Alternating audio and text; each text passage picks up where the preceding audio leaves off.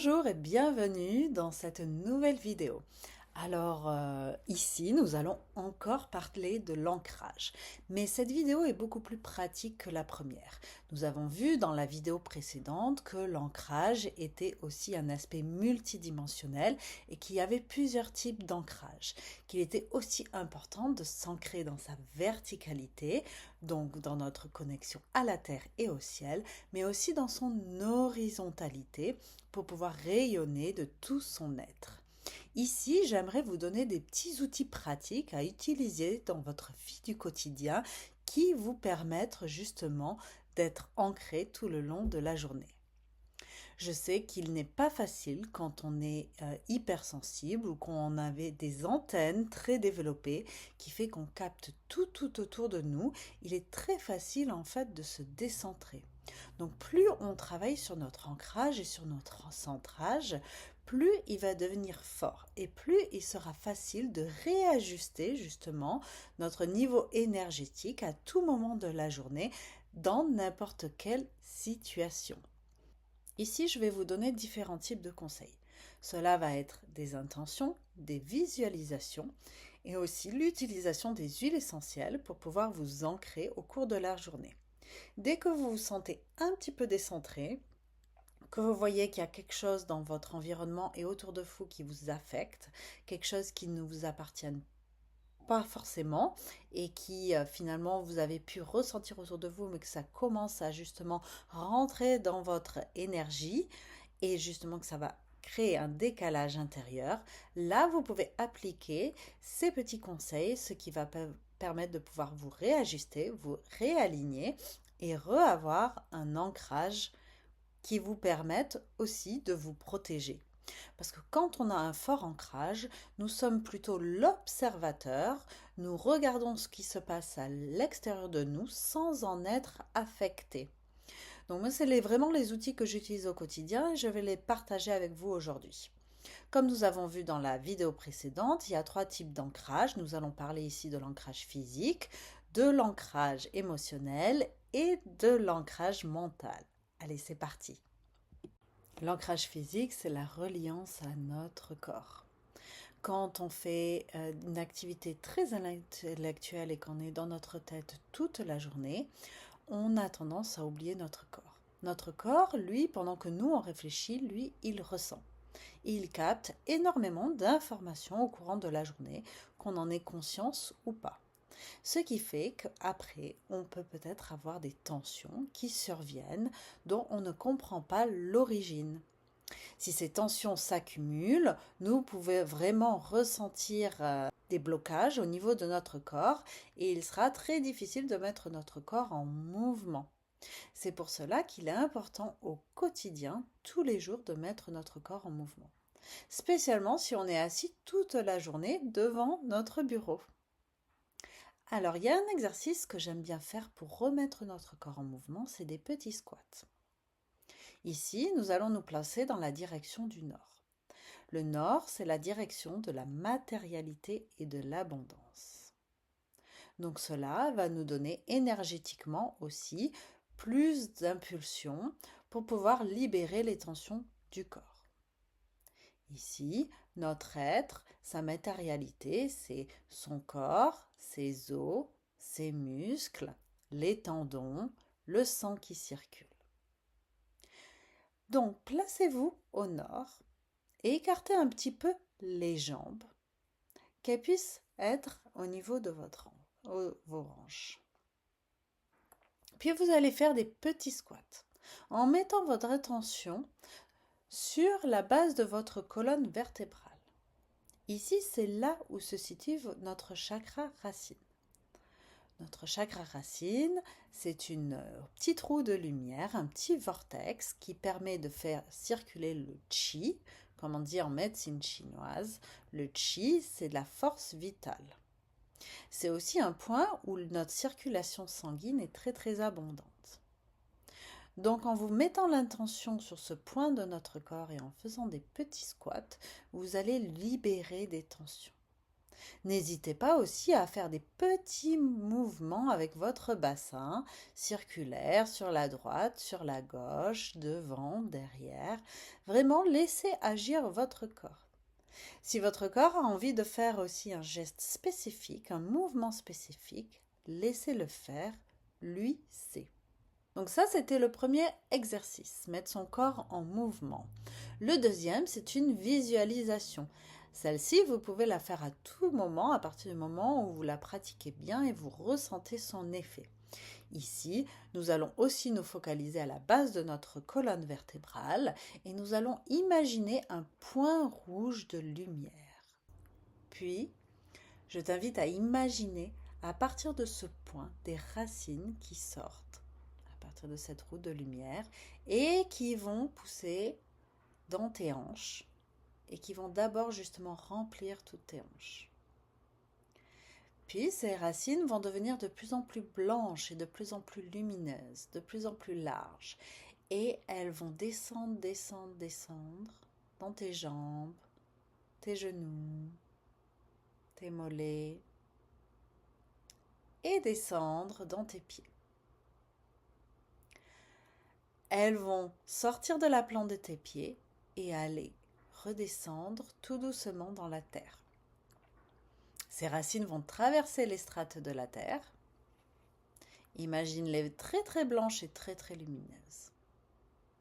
Et elles vont se connecter au centre de la terre, au cœur de la terre.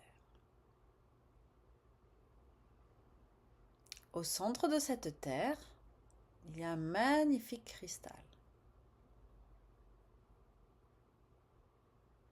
Donc elle se connecte au centre de la terre. Et vous allez imaginer l'énergie de la terre remonter. Et remonter dans vos pieds, vos jambes. Voilà, vous pouvez accompagner évidemment à la base de votre colonne vertébrale. Vous pouvez accompagner cette visualisation avec de la respiration. Donc, on expire. On imagine les colonnes de lumière qui descendent en expirant, en imaginant aussi que toutes les petites particules grises qui bloquent justement notre ancrage soient dissipées dans ces racines de lumière. Et lorsqu'on inspire, l'énergie de la terre nourricière remonte.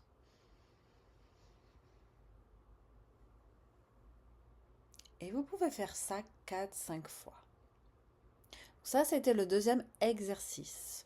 Une visualisation qui est assez efficace et qui nous permet justement de faire recirculer l'énergie pour avoir un meilleur ancrage physique. Et le troisième outil pour pouvoir se recentrer physiquement, c'est utiliser les huiles essentielles. Les huiles essentielles sont très très efficaces. On peut le faire à tout moment de la journée. Et là, je vais vous parler d'un mélange d'huile essentielle qui s'appelle Balance.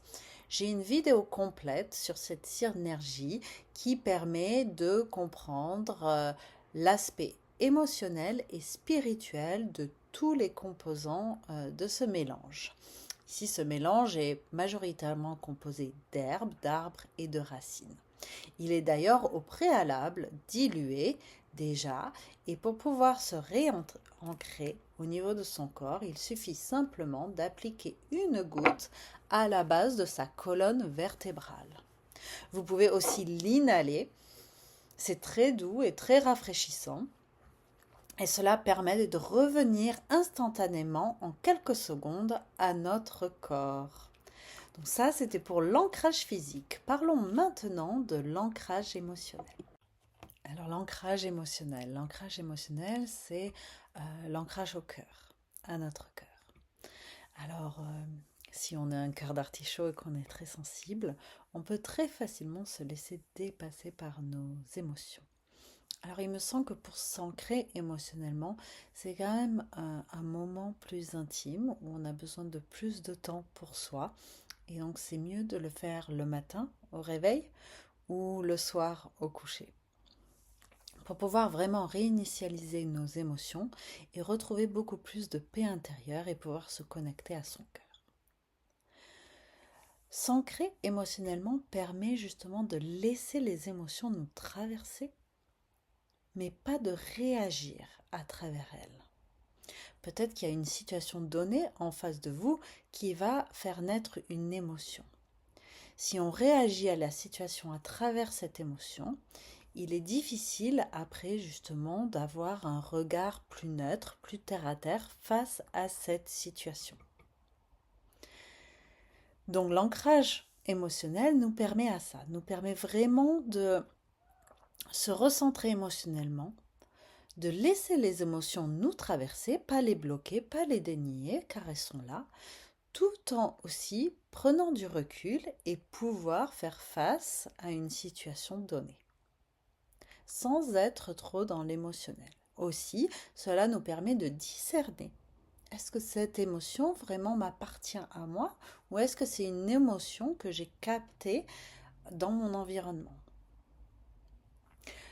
Donc il y a un petit outil que j'adore et là je vais vous montrer une autre visualisation qui est très très efficace. Je vous invite à fermer les yeux et à vous centrer sur votre cœur, à prendre quelques respirations profondes pour commencer à détendre vos muscles et votre corps. Peut-être que vous l'avez déjà fait avec justement les outils d'ancrage au corps. Là, on relâche, on met l'intention de relâcher tout ce qui doit partir.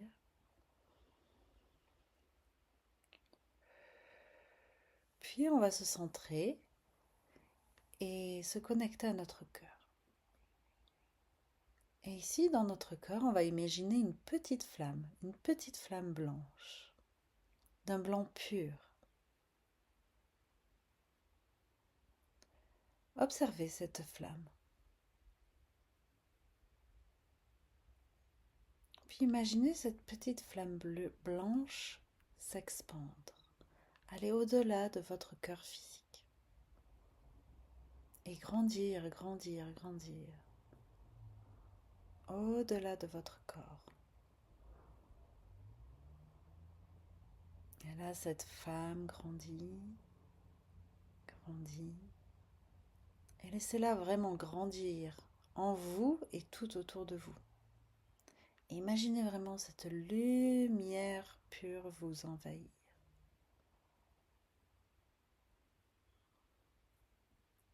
Vous pouvez aussi peut-être ressentir une grande ouverture du cœur.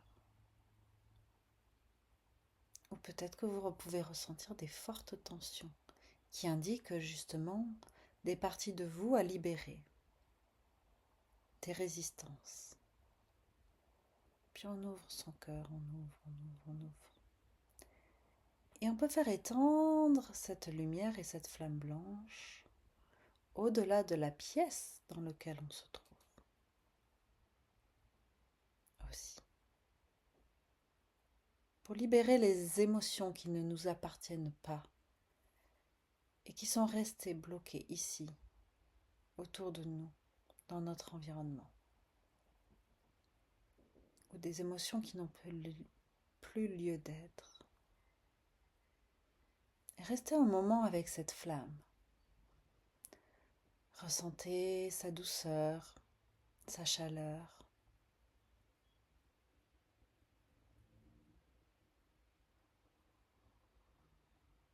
Ressentez comment elle va et vient dans votre corps, comment elle circule.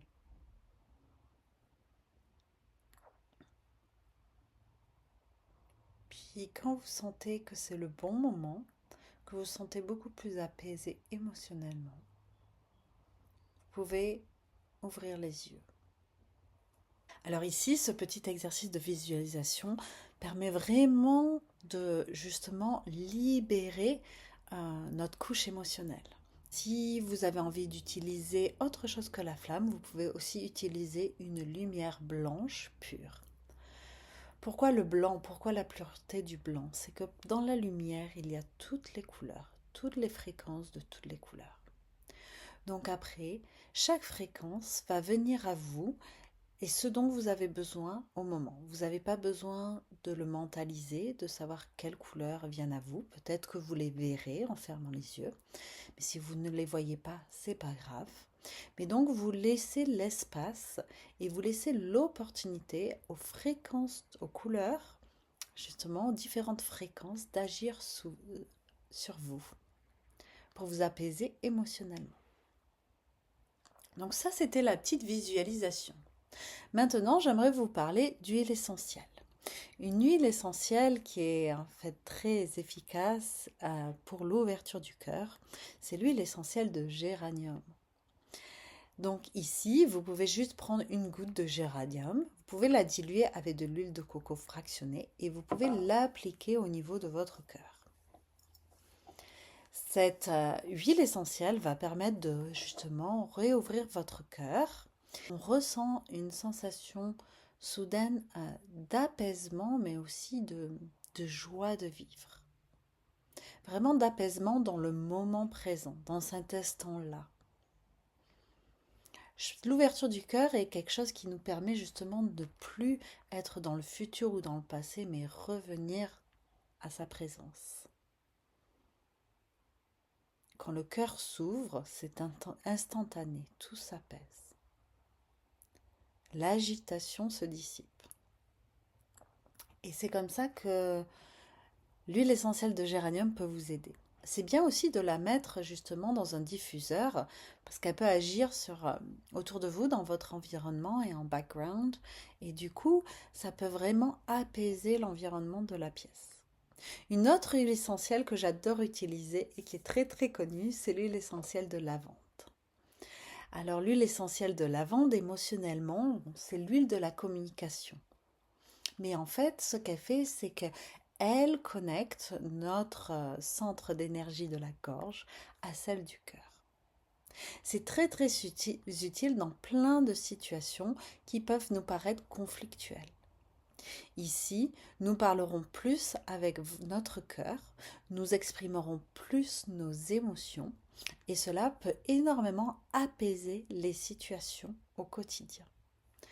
Donc celle-ci, on peut l'inhaler aussi, comme le géranium. Ça va directement rentrer dans notre système nerveux et surtout dans la partie limbique de notre cerveau, donc le centre des mémoires et des émotions. Puis, sinon, on peut l'appliquer ici, dans le creux de la gorge, dilué au préalable avec de l'huile de coco fractionnée. Et cela permet vraiment de nous recentrer dans notre cœur. Pour le troisième type d'ancrage, nous allons parler de l'ancrage mental. Donc là, nous allons rentrer dans nos corps subtils, dans le corps mental, et c'est celui des pensées. Alors, il faut faire la différence quand même entre les pensées et notre intellectuel, notre mental et notre intellectuel. Notre mental, ça va être plutôt la partie de nous qui va ruminer, qui va vraiment penser énormément à quelque chose, qui va nous mettre dans un état de stress, aussi dans un état d'anxiété ou et même dans un état de frustration. Souvent, justement, nos pensées peuvent générer des émotions et changer notre fréquence très facilement.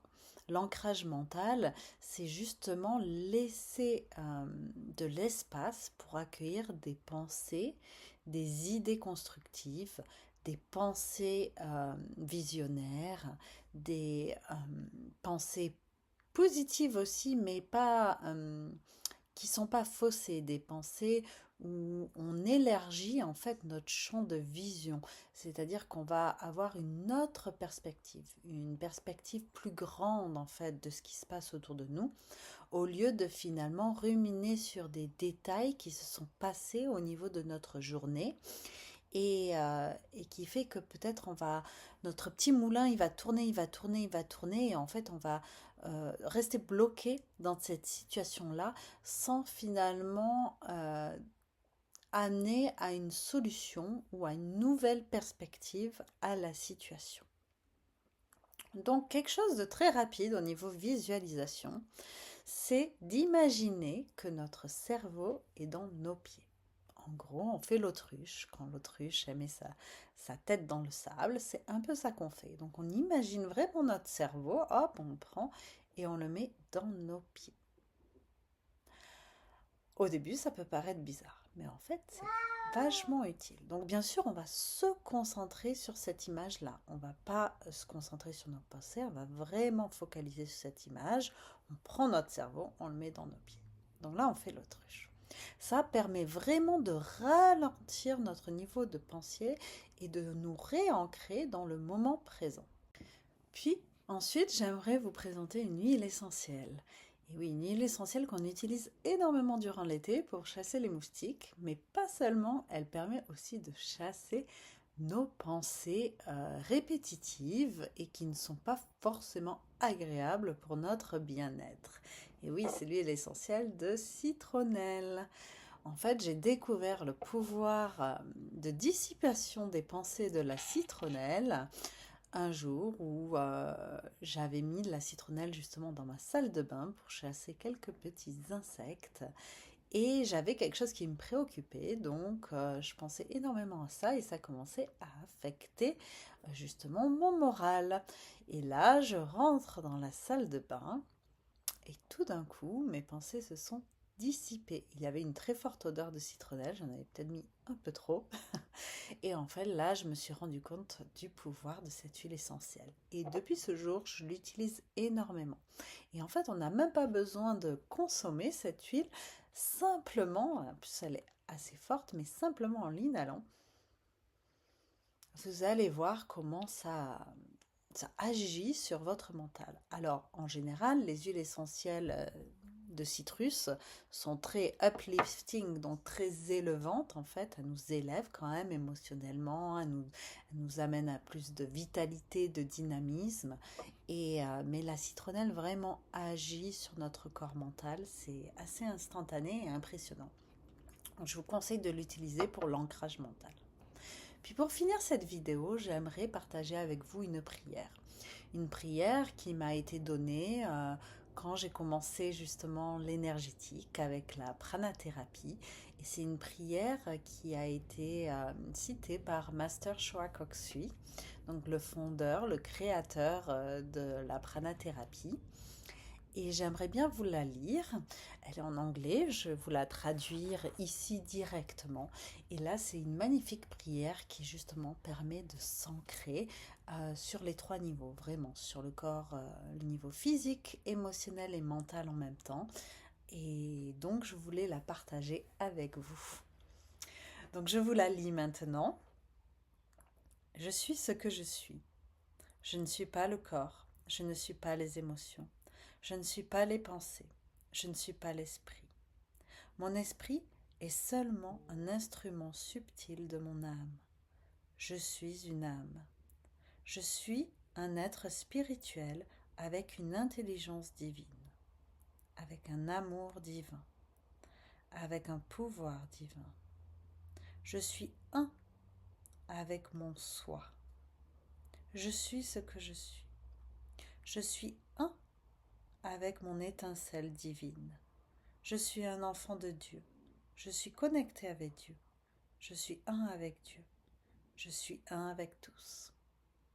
C'est une magnifique prière qui permet de revenir en notre centre et vraiment d'éclairer cette étincelle divine qui est en nous.